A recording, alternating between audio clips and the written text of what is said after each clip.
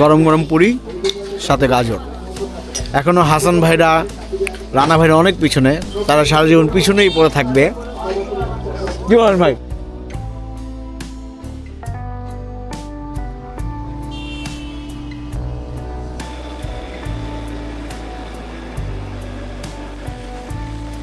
আমরা আবার গাইবান্ধার দিকে রওনা দিয়েছি। এখন দুপুর হয়ে গিয়েছে। আমাদের টার্গেট 6টার আগে গাইবান্ধায় পৌঁছানো এবং এসকেএস ইনে ঢোকা। যেতে যেতে আবারও দুই পাশের গাছের সারিতে যে রাস্তাটা ছিল সেই রাস্তাটা দিয়েই যাচ্ছি। এখন গাছের ছায়া রাস্তার উপরে পড়ছে। রাস্তাটা খুবই মায়াবী ছিল। এই রাস্তাগুলো অনেক প্লেন ছিল, অনেক সুন্দর ছিল। এখানে রাইড করে সত্যি অসাধারণ লাগছিল। গ্রামের রাস্তাগুলোও অনেক সুন্দরভাবে তৈরি করা হয়েছে এবং খুব নিখুঁতভাবেই তৈরি করা হয়েছে। একটি পারফেক্ট রাস্তা রাইডারদের জন্য।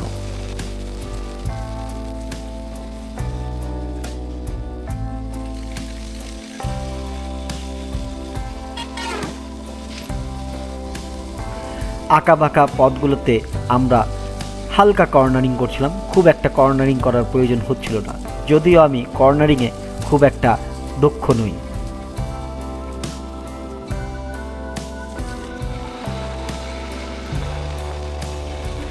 এই ট্যুরের পরেই আমি সিদ্ধান্ত নিয়েছি আমি একটি রাইডিং জ্যাকেট এবং ভালো মানের রাইডিং প্যান্ট কিনব, কারণ এটা আমার জন্য খুবই দরকারি যদি আমি এইভাবেই রেগুলার রাইড করি।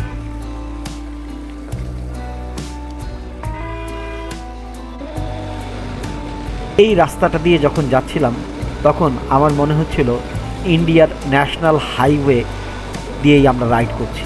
পরবর্তীতে জানতে পারলাম এগুলো আসলে ইন্ডিয়ান ন্যাশনাল হাইওয়ের সাথে কানেক্টিং রোড হিসেবে তৈরি করা হয়েছিল।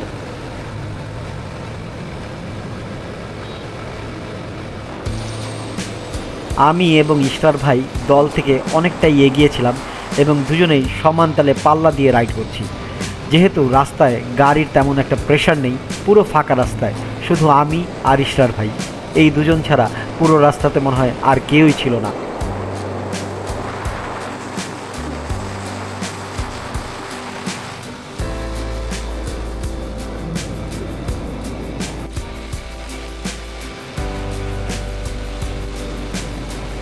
ফাঁকা রাস্তা হওয়া সত্ত্বেও আমরা কিন্তু মোটামুটি কন্ট্রোলেই রাইড করছিলাম, হাইয়েস্ট টপ স্পিডে রাইড করছিলাম না।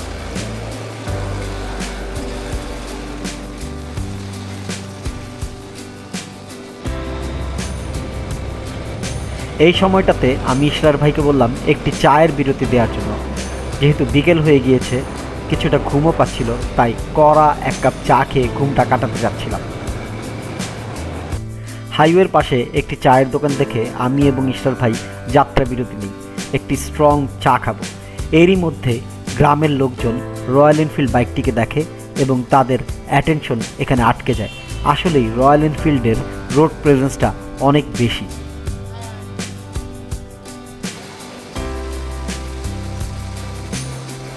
এক কাপ স্ট্রং চা আমাদের শরীরে আবারও প্রাণ শক্তি নিয়ে এলো।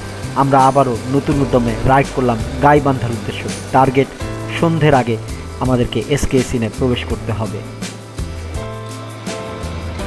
আমরা এখন হাতের বাঁয়ে একটি রোড আছে, সেখান দিয়ে গাইবান্ধার দিকে চলে যাব। এই রোডটি হচ্ছে শর্টকাট।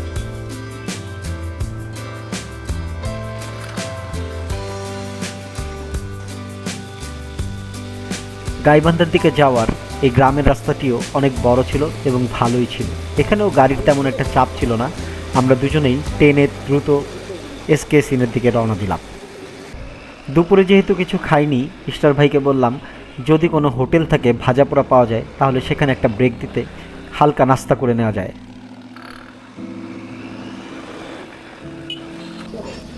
আমরা এখন গাইবান্ধায় এসে পড়েছি। আর কিছুক্ষণ পরে আমাদের গন্তব্য হোটেল এসকেএস ইন, রাইট? সেখানে আমরা পৌঁছে যাব। এখন গোধূলি নেমেছে, সূর্য ডুবি ডুবি। তো ভাবলাম হোটেল এসকেএস ইনে ঢোকার আগে এখানে একটু পুরি খাই। পুরি সাথে আছে গাজর, গরম গরম পুরি সাথে গাজর। হালকা নাস্তার পরেই আমরা চলে যাবো এসকে সিনে। এখনও হাসান ভাইরা, রানা ভাইরা অনেক পিছনে, তারা সারা জীবন পিছনেই পড়ে থাকবে। কি বলেন ভাই? ঠিক আছে, পরবর্তী আপডেট দিচ্ছি। কথায় আছে না, পেটে খেলে পিঠে সয়। যখনই পেটে হালকা ভাজা পড়ে গেল, তখনই আমাদের মধ্যে নতুন উদ্যম কাজ করলো। আমরা আবার এসকেএস ইনের দিকে রওনা দিচ্ছি। এখানে অনেক ভ্যান গাড়ি চলে, ভ্যানে করে গ্রামের মানুষজন যাতায়াত করে।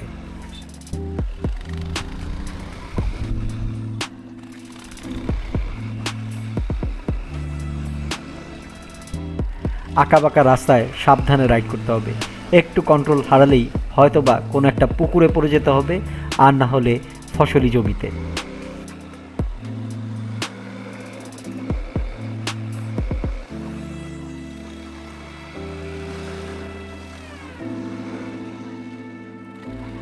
আমরা এসকেএসিনের কাছাকাছি এসে পড়েছি, আর অল্প একটু দূরত্ব, তারপরেই এসকেএসিন। ঢুকেই সবার আগে একটু গরম পানি দিয়ে গোসল করে নিব, তারপরে এসকেএসিনটা ঘুরে দেখব।